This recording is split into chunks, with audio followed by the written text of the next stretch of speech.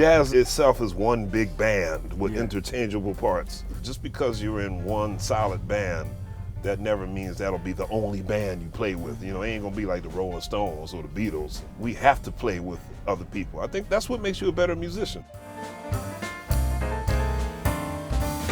Going to Juilliard, we had this class called Jazz Improv, and every week they bring somebody in. I was so excited because I've been, checking McBride out since I was 16. And he came in, he was larger than life. He had a camp in Aspen for young musicians. Meeting Ulysses is one of my greatest memories ever as a musician. I remember sitting in the room, and I was checking out his posture and the way he was playing. He's like so mature and so on it and swinging so hard. Right away, I knew we were going to work together. I said, I got to figure out some kind of way we can work together. I was called by a couple of students from Juilliard to do this program that he ran in Aspen. Went out there, linked up with Ulysses. We ended up playing a little session together that McBride set up. And a couple months later, I got a phone call from McBride's manager asking if I wanted to play.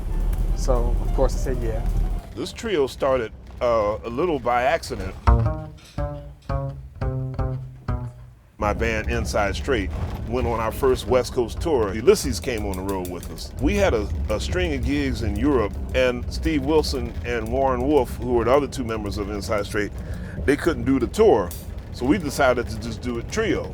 Ulysses played drums, and I kind of thought to myself, I said, this ain't bad. I kind of like the trio.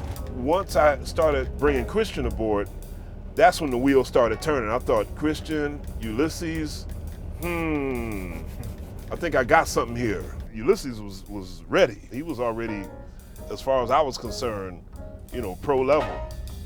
And Christian, he was like a rookie Derek Jeter. And I knew this was going to be a really good match. The trio, first of all, you're completely exposed. You have many possibilities. At the same time, you have very little possibilities because you only have a piano, drums, and bass. Traveling together so much, you get to know what people do and know how they are, So when people are like, well, your band's so tight, that's because we're so tight. Yeah. We don't talk a lot about music anymore. It's really more about life and about just being close as a unit. So people are really experiencing our experience of each other.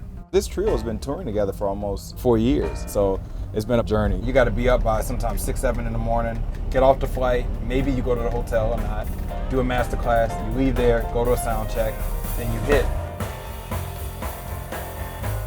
McBride is like, he really has taught me how to play. Like, you learn music or you learn how to be creative, but with him it's like, I learn how to hit.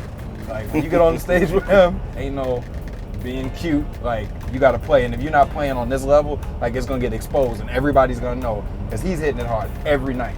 No matter how tired we are, he's like, yo, you ready?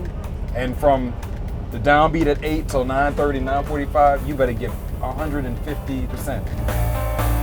Jazz is really jazz when you have some sweat coming off your forehead at the end of the set.